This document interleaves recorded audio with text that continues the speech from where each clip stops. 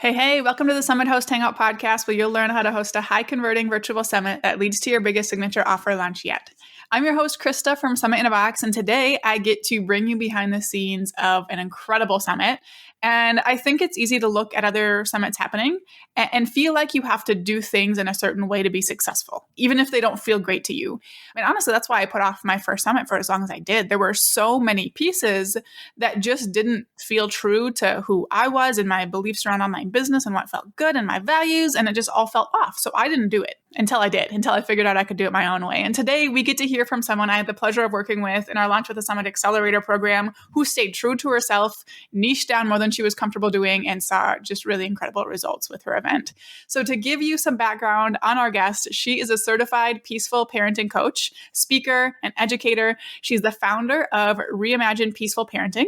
And in case you're not familiar with the term, peaceful parenting is a non-punitive, connection-based approach that uses firm limits with a lot of empathy for your kiddos. So she works one-on-one virtually with parents all over the world to help them go from frustrated and overwhelmed to feeling like they've got this. And she has helped thousands of families. She has a top-rated podcast called the Peaceful Parenting Podcast. She runs the Peaceful Parenting membership, and she hosted the Flourish with Your Complex Child Summit. I am so excited for you to learn more about her and her summit. So let's dive in and talk with Sarah Rosensweet. Welcome, Sarah.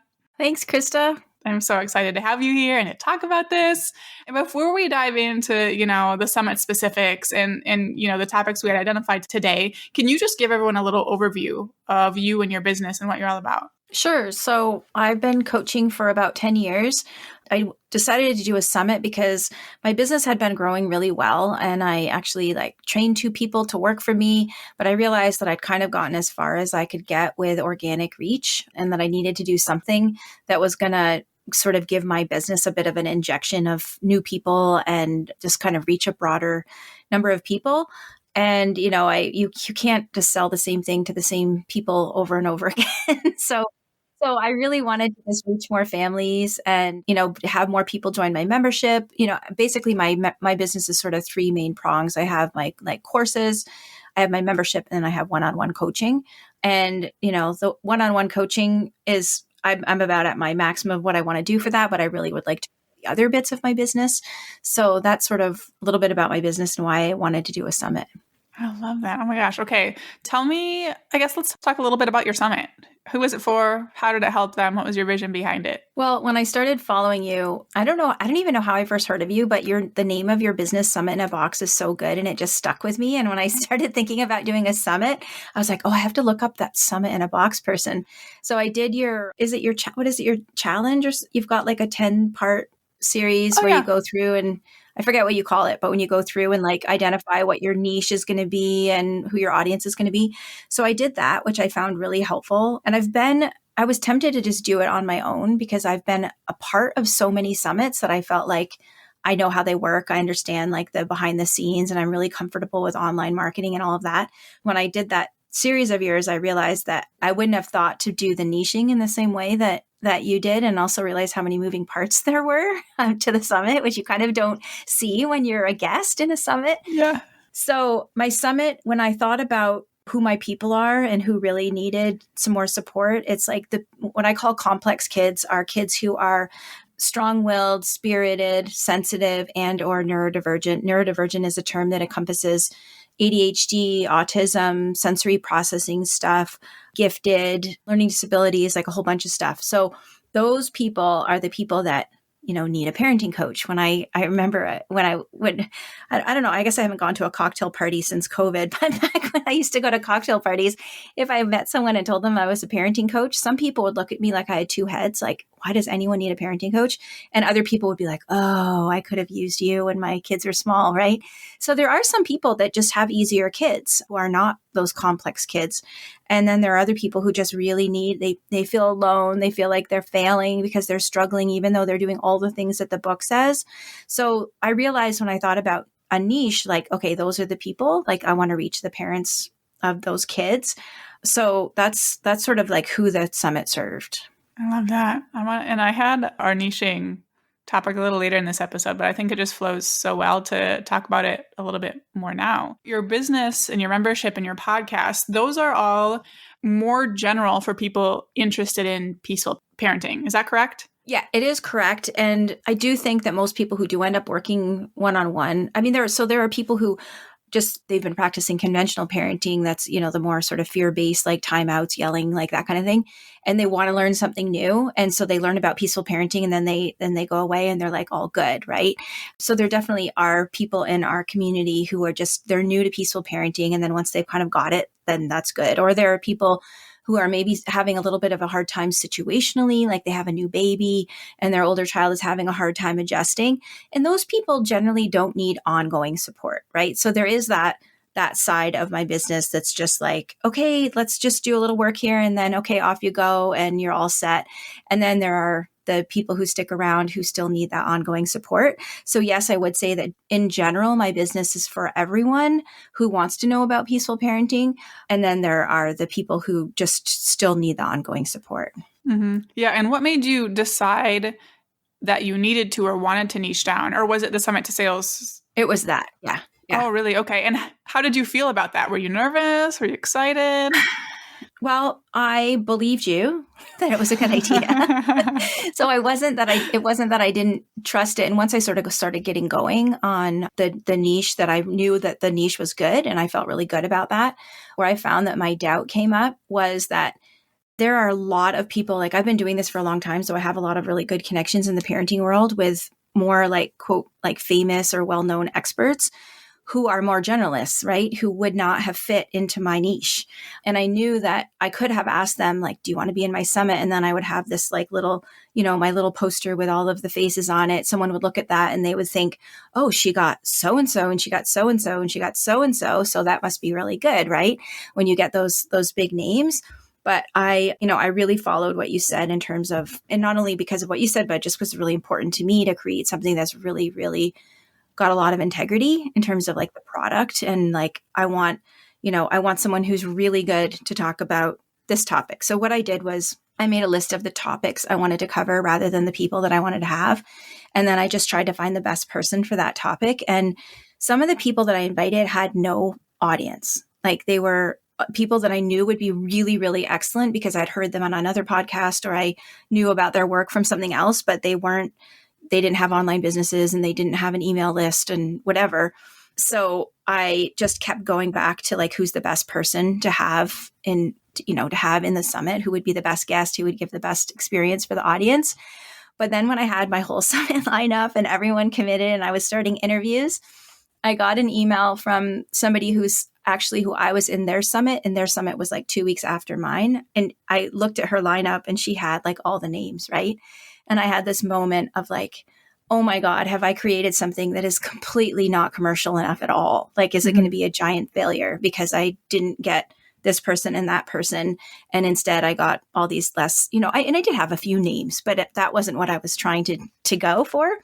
So I was upstairs in my office and my husband works from home too. And he was downstairs in his office. And I actually didn't know that he could hear me in my office. And I had this moment of just like total doubt and panic. And like, I've created something that's not going to work at all.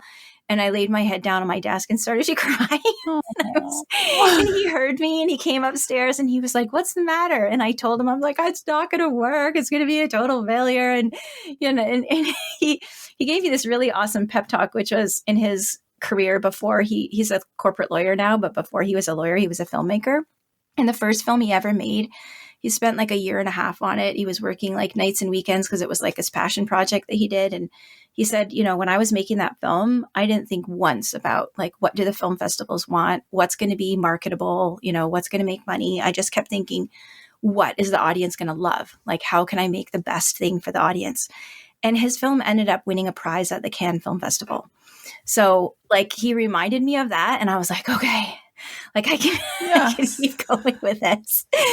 So that was a very long answer to like, how did I feel about niching? But the short answer was I knew it was the right thing, but I felt nervous about really staying true to the integrity of the idea. And in the end, I was glad that I did. Yes. Okay. Now that you were talking about that, I remember you coming into Slack too in the accelerator and telling us about the situation on the other summit. And it's easy from my standpoint to be like, no, you got this. This is incredible. Never seen anything like this. But also I don't see at least for most people, the speaker lineup and their email list sizes and, things like that. Like, it's so hard for me to judge on the outside looking in. So I knew that your concept was great. And I knew, just based on the fact that you have this podcast, you have this established, successful business and connections, that you're going to be bringing in awesome people.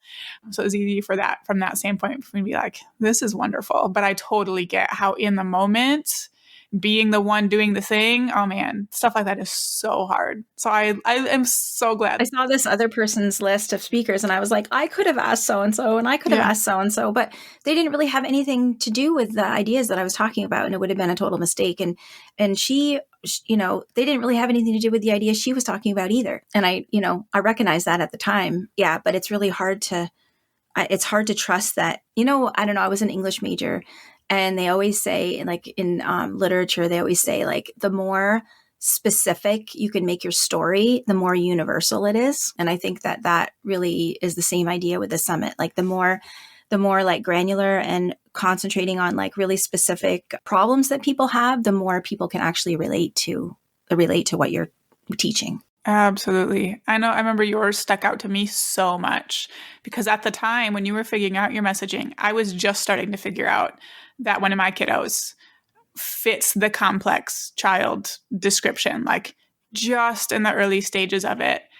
And when you were talking about your son, I was like, I need that. Like, that is what I need. And that's what you create when you make something so specific. It's not something that people are like, oh yeah, that could be cool. It's like, oh no, I need that. That is for me. And I think you did just such a beautiful job of doing that and putting together that experience for the people that you were meant to help in that way. And it was so great. And I love that you keep talking about how you were seeing these other things, but you kept coming back to your vision. You kept coming back to the integrity of the event. Were there any other aspects other than the speaker situation that had you, keep coming in and doing those gut checks, or were there other things going on too? I have to say, like, I had a little bit of an issue with the fast action pricing, that when people sign up, they have 20 minutes to get the fast action.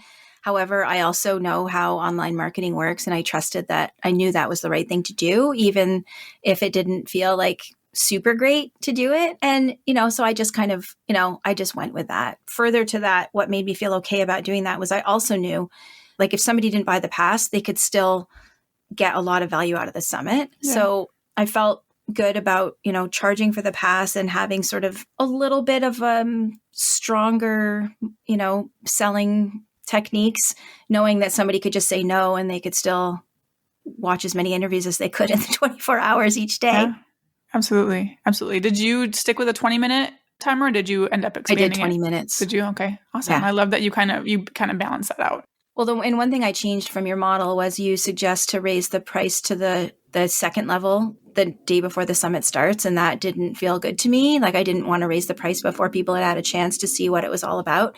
So I decided to raise the price at the end of day one, which felt really good for me to do that.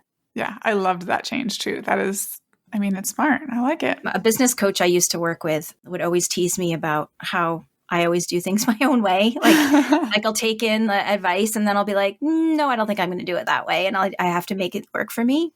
Yeah, I love that. I really think there's a lot of strength in that, of doing things in a way that feel good to you. And there have been plenty of times where I have joined someone's program and taken their strategy and done things that didn't feel good to me because that's what it said to do. And like, I'm all about learning from other people. I don't want to figure things out on my own.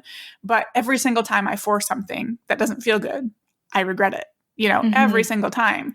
And like, now I know enough. When I feel that, when I'm about to put something out there and I can feel a hesitation, listen to it and balance what you know about your business, yourself, your audience with what this person who knows the strategy, talks about, and beautiful things happen. So I'm glad that you did that. It was fun for me to see the tweaks and shifts you were making throughout as well. Yeah. Okay. So we've talked about the summit, getting uncomfortable with the niche, staying true to your vision. Are you comfortable sharing results with us at all of how the summit went?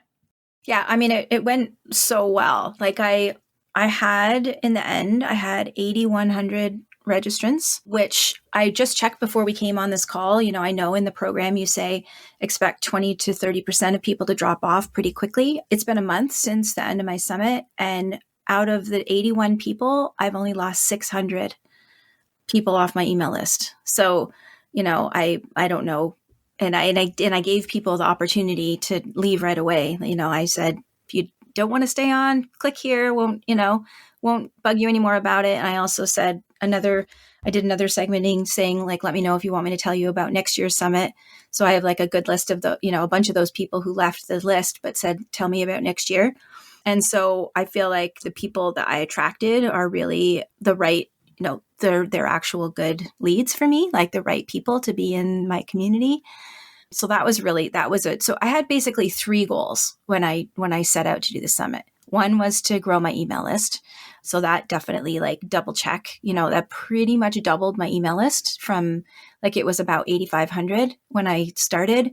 And so it like pretty much almost doubled my email list. My second goal was make something awesome. And I knew that I was doing that like all along. Check. Yeah, no, I knew like I just, I do this work because I have a lot of empathy for parents and kids. And, I just really saw like in my membership, I see people every day who are just like, I'm doing this wrong. Like, why is this so hard? And the people automatically think it's because of them, right? They're a failure. So I really wanted to make something for people, for parents, so that they would not feel alone. And that's the other thing too, is people often don't share the struggles that they're having at home. And often they don't show up outside of home, right? The struggles that people have. And so they feel like they're the only one. There must be something wrong with them or something wrong with their kids. So I really, really wanted to make something to make people feel supported and not alone and seen. And Krista, I got so many emails and comments on my Facebook, in my Facebook group of that we did exactly just that. So like not my imagination, like that was definitely double check on that one too. And then my third goal was to make back the money that I invested in the program, in your program, and then make it worth my time. Probably, and I'm happy to share the results. I mean, probably for how much work I put into it. I definitely didn't make like my normal hourly rate, but it definitely wasn't nothing either, because I did have to take a lot of time off from doing my other regular income generating activities to do the summit. But I also think, next year, I think a lot more people will probably buy and I could be totally wrong, but I think if we have a lot of returning people, they'll be like, oh, I'm definitely buying the all access pass in the first 20 minutes because I really wish that I had bought it last time, now that they know what it is. So I have a feeling that, if I have even similar numbers of people signing up, probably my revenue will be higher the next time around, and I won't have as many expenses too the next time around. So yeah, I was really happy with, I feel like all 3 goals got, accomplished. Yeah, I'm excited to see and hear how you feel like those 8,100 subscribers now kind of feed into your business and the momentum you feel, throughout the next year until your next summit, whenever that's going to be. Because having 8,000 extra people to launch to or do different promotions to or to get feedback from, like that's a big deal. So I'm excited. Yeah. And I was telling in our like closing call that I had with Ellie, who's, one of your coaches, I was telling her that that I did do like a membership launch off the back end of the summit. It was not a good launch. Like I think I had like 7 new members or something. But I was exhausted by the end of the summit. And so I didn't like put a ton into it. And B, I've got 100 people took me up on the offer from the All Access Pass to try the membership for a month. So we kind of have to wait and see at the end of November, which is the month we're in right now, how many of those people end up joining. But the other thing that I know about my business is that I have a very, very slow sales cycle. People really have to stick around for a while before they buy something. I mean, there are people who just come right in and buy something, but because it's parenting, what I've learned is that a lot of parents feel like, if you knew you wanted to like redecorate your house, you wouldn't have like this, or, rewire your lamp or something. You wouldn't be like, I should really just know how to do this naturally. You would think, fine, you would be fine to get an expert to help you or advise you. But for some reason, parents think they should be able to just do it all themselves and they should know how to do it, or they should be able to read a book and figure it out. And it takes a while for people to kind of go, okay, I actually do need some help, because they kind of struggle along until they finally decide, okay, I'm going to hire someone or join this membership or this course or whatever. So I think it will take at least a year to really see what ends up happening with those new people. Yeah, I'm excited to hear an update and see what you think of that.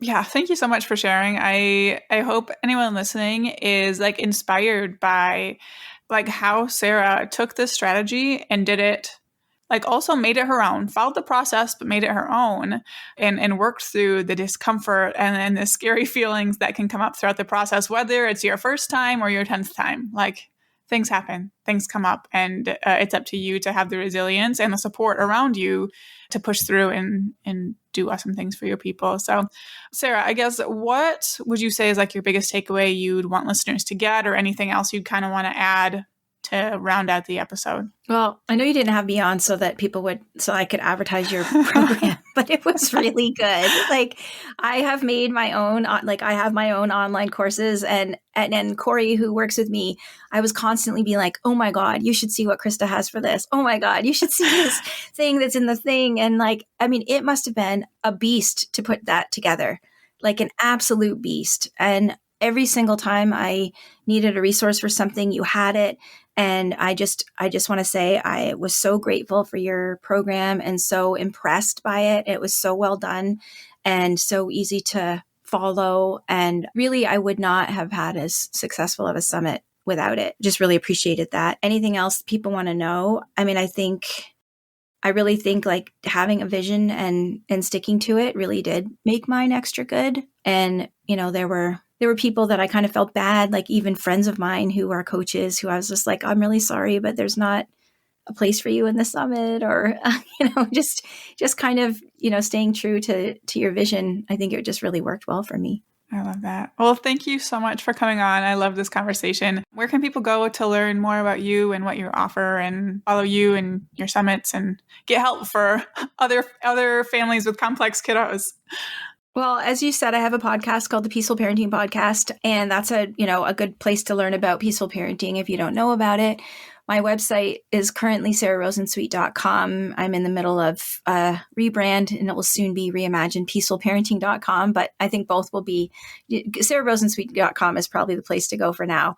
I have a Facebook group, which is really a really lovely place. It's called Peaceful Parenting with Sarah Rosensweet. There's about 10,000 parents in there who really support each other and help each other out. So those are probably the best places to go. And on my website are all my socials too. Perfect. We will link to all of that in the show notes. Thank you so much for coming on. And thank you so much, everybody, for tuning in. For the show notes and all the links Sarah mentioned, be sure to head to the link we'll have in the episode description for you. For now, go out and take action to plan, strategize, and launch your high converting virtual summit.